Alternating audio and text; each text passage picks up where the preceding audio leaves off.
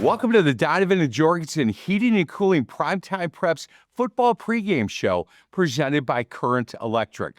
I am Mike McGivern. Thanks so much for joining us. So week 2 of the high school football season is here. And over the years, when I've talked to high school football coaches, they've consistently said we always learn the most about our team, win or lose, after week 1. They find out some of the players they thought were ready to play, they need to be coached up a little bit more. And there's always a few players that you and your staff are very surprised at. The lights get turned on, and these players have stepped up and performed at a really high level. This week's non-conference game between the Knights from Oak Creek and the Warriors from Muskego should be a real good one. Both teams have a really strong tradition of teams that compete in conference and in the playoffs. Let's start with Oak Creek and the first-year head coach, Brian Calhoun, former Wisconsin Badger and Detroit Lion running back and an Oak Creek graduate. Last week, they beat Waterford 34-3. Great way to open the season. We are now joined by head coach Brian Calhoun. Coach Calhoun, how you doing? 1-0. Congratulations. What a great way to start as a first-year head coach. Yeah, thank you. I appreciate it.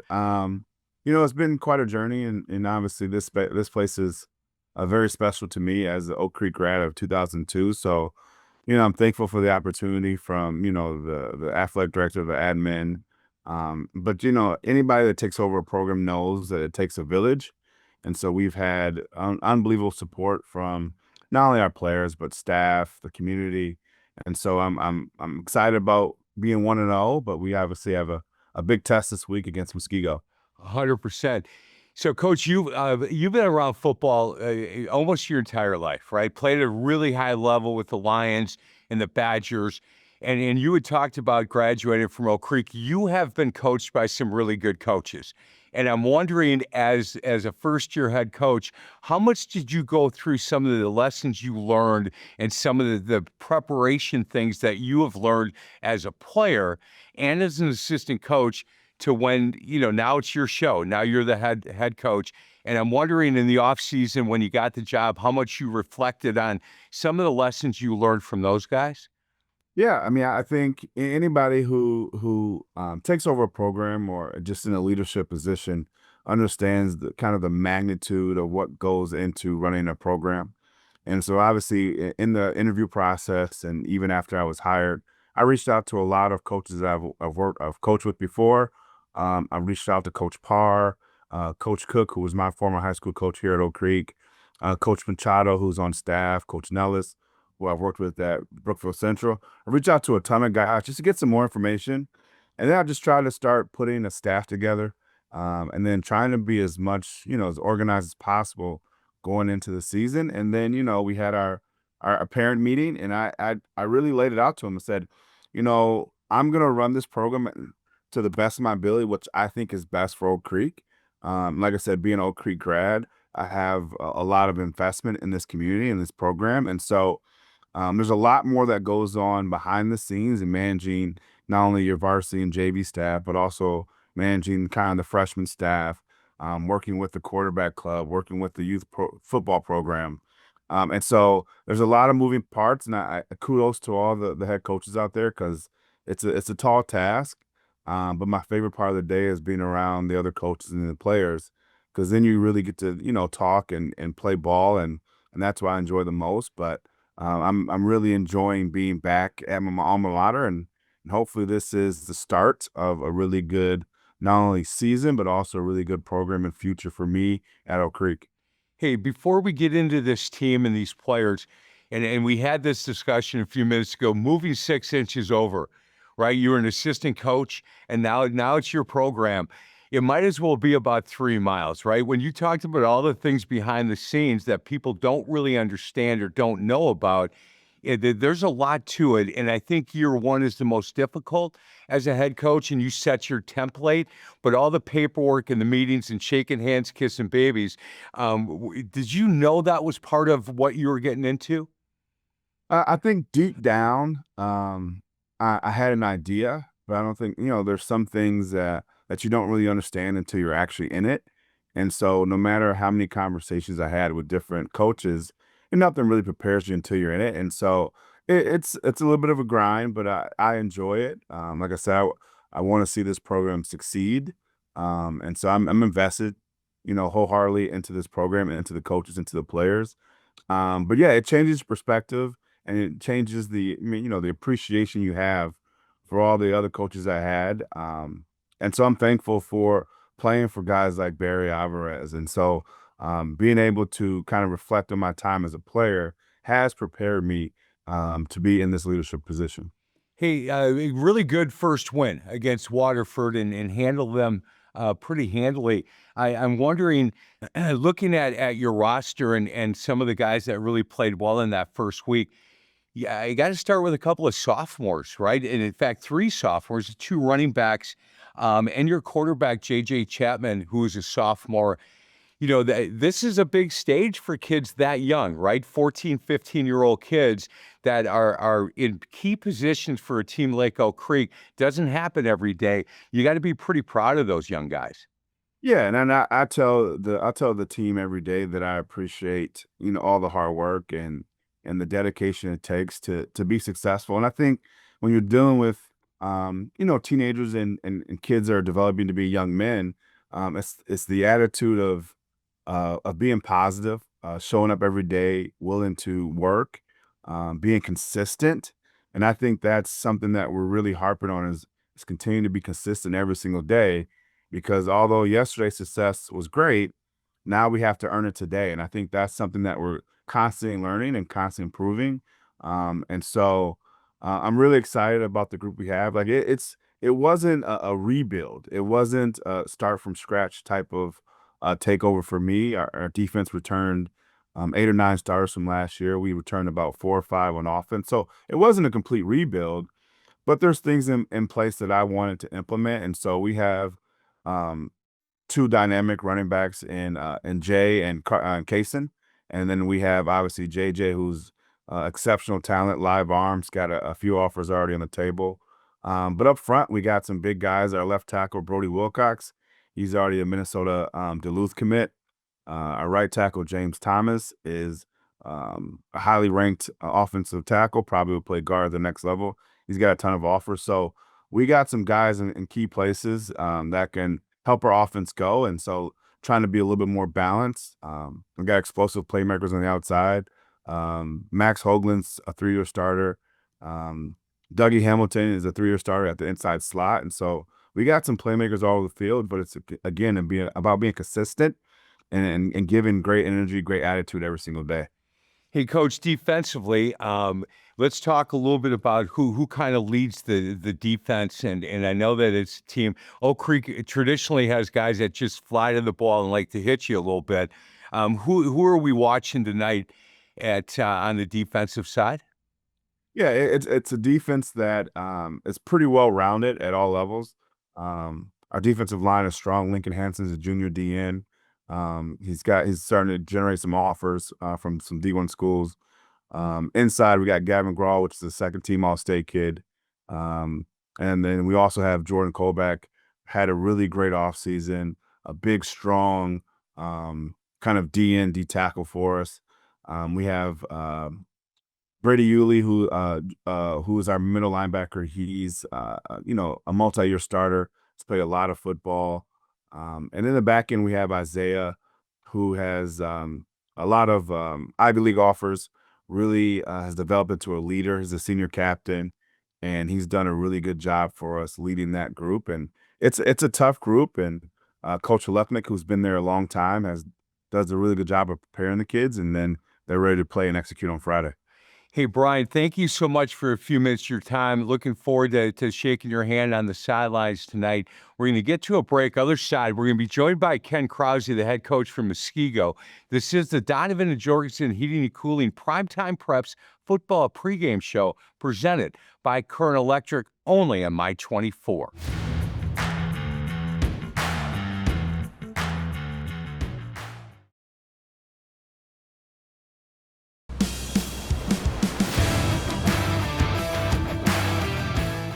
Welcome back to the Donovan and Jorgensen Heating and Cooling Primetime Preps football pregame show presented by Current Electric, getting you ready for kickoff as Oak Creek travels to take on the Warriors from Muskego High School.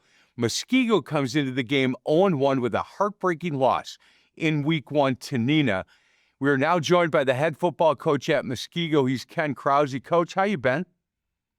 I'm doing good. I'm excited about Friday night's game. We're excited. It's youth night. It's our first home game. You guys are going to be there. So it's just an extra special atmosphere between you guys being there and youth night and being the first home game. So I appreciate that, Coach. Before we talk about this week's matchup, we've got to look at last week. When I say it was a heartbreaking loss, there were some things that happened up at Neenah, and I'm going to be the one to talk about it, I think, more than you.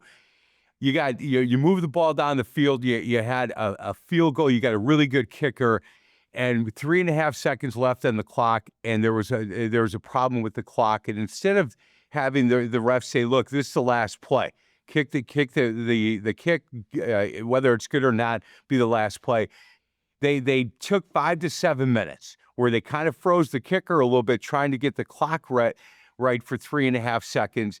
And I looked at that kick a couple of times, Coach. Maybe I'm getting old and my eyesight's bad, but that looked good to me. How did that look to you? Talking to our coaching staff, some of our coaches thought it was good. Some weren't sure. With the huddle sideline, we did watch it the next day. It did look good, but, lesson we learned, we can't put ourselves in that spot. We need to have the lead and not come from behind. So, we put ourselves in that position, but, yeah, it was not sure. So.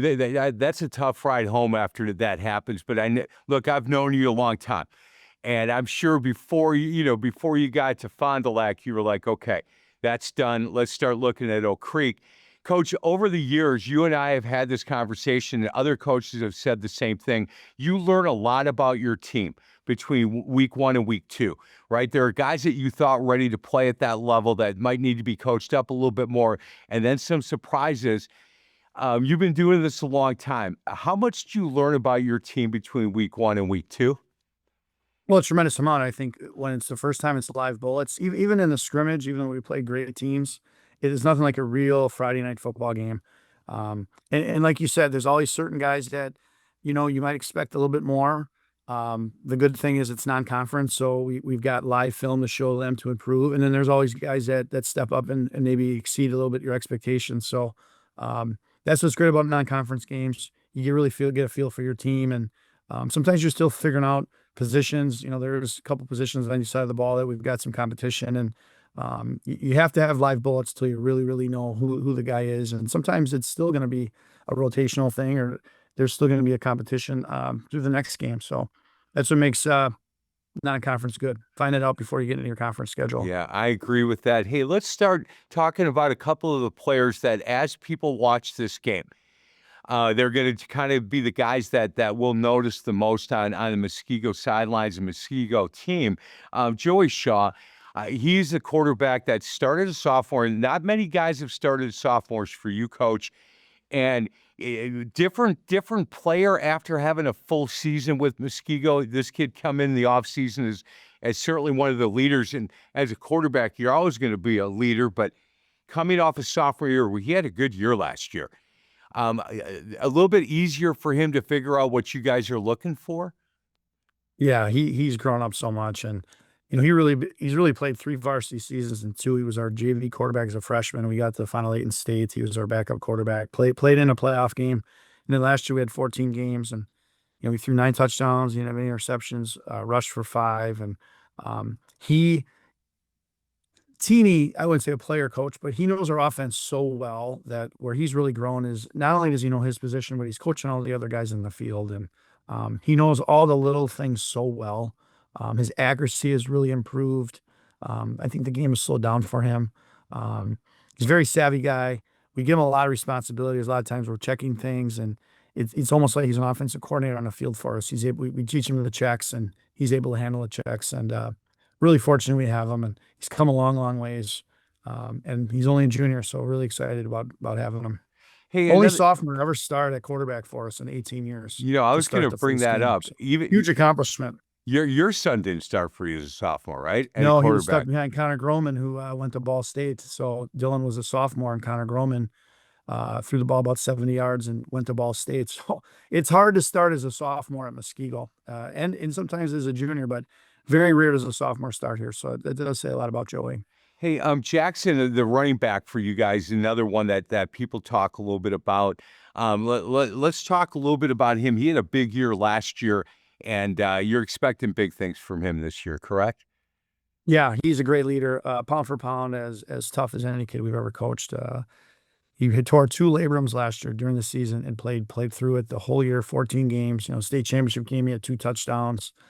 He broke our all-time school record for all-purpose yards. He's a great kick returner, punt returner. He's a good receiver. Last year, we would use him at receiver at times. Great running back. Really the heart and soul of our football team. Just a great leader. Can't say enough about him. He's just one of the greatest hard worker leaders we've had. Hey, let's talk a little bit about up front, the big boys up front. Is there somebody, maybe 1 or 2 players that we need to take notice on the offense and or defensive line? Well, we'll start with defense. We talked about offense. Nate Mankinen's a 3-year starter. He was first team all conference. He's got a bunch of D2 looks and offers, and he's one of the leaders of our team. We would have not gone to second state last year without our D-line. We were really, really loaded on D-line, and he had a fantastic season. And then offensive line, we've got the seniors that are coming back that started last year, Ben Krause, Jacob Stark, and Parker Morowski.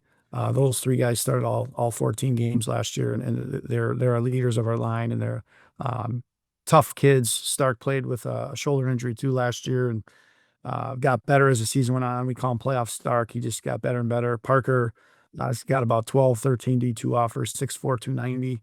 Ben Krause got a 36 on his ACT test. He's our tight end. He is as hard of a worker we've ever coached. I don't know if the guy ever does anything wrong. He does all the details well. So Caleb Hines, another D lineman. He didn't start last year. He got stuck behind a couple of D1 kids and Shaw McCullough, but he already got an offer to St. Thomas, which is a D1 school. He's a high academic kid. So those are our top seniors on the O&D lines, and those are all great players and great leaders. Hey, Coach, really appreciate your time. Before I let you go, Wisconsin Football Coaches Association Hall of Fame, and now part of the National High School Athletic Coaches Association Hall of Fame. National Hall of Fame, Coach, I don't know where you go from there, and you're going to say it's just because I'm old. It's not, Coach. You've done a phenomenal job in the game of high school football, but congratulations on that award. Yeah, I won't lie. I was very humbled. I did not expect that award. It was not something that I ever dreamed. But now that I have a chance to reflect on it, I've been head coach at 2 schools, West Dallas Central. I had a great staff there, a great administration. And then Muskego, I feel like I'm in the best school district in the state. So I've mentioned this a few other times. It says Ken Krause, Muskego. And this award really is a community award. You've been in our games. We probably have as big a crowd as anyone in the state. I've had the same coaching staff for a long time. We've added some young people, a lot of former players. I got such a good staff. Our administration's so supportive. Ryan McMillan with all the facility improvements, Todd Irvine, our superintendent, Andy Bilvinka, our principal. They are the biggest cheerleaders in the state. When you've got administrators that have your back and support you, special things can happen. Our youth program, I think we might have the most numbers in the state. It's super well run.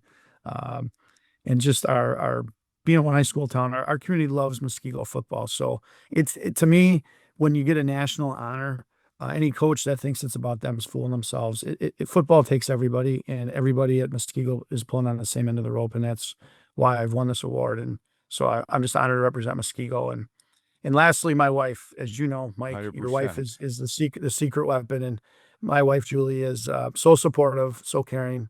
She's allowed me to do this for 33 years, and there's no way that I'd be getting this award or we'd have the success we've had in Muskego without a great wife who.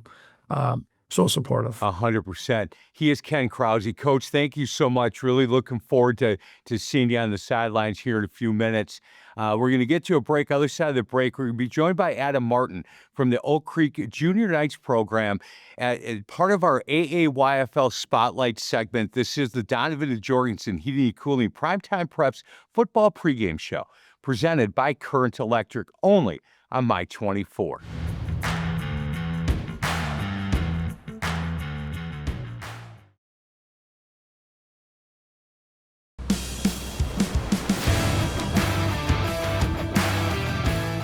Welcome back to the Donovan and Jorgensen Heating and Cooling Primetime Preps football pregame show presented by Current Electric. We're getting close to kickoff for the Oak Creek at Muskego matchup.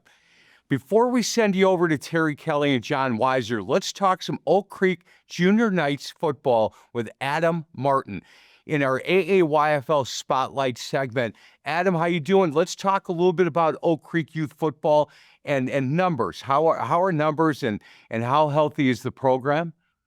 So the program's doing very well. Thanks for having me on again. This is actually our 20th year of Oak Creek youth football, so it's been quite a celebration.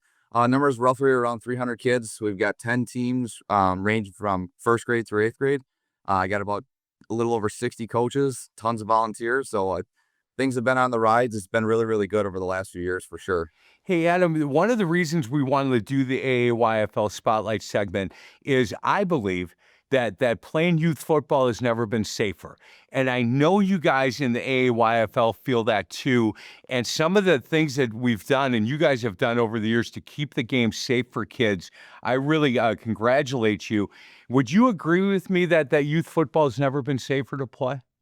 I absolutely agree with it. The game has completely changed in the way that it's taught to the kids. It's far different than what it was than when I was in high school. Just the approach to it is completely different, and the equipment is upgraded to tremendously too. Oak Creek football has spent a tremendous amount of money over the last 4 years upgrading our equipment.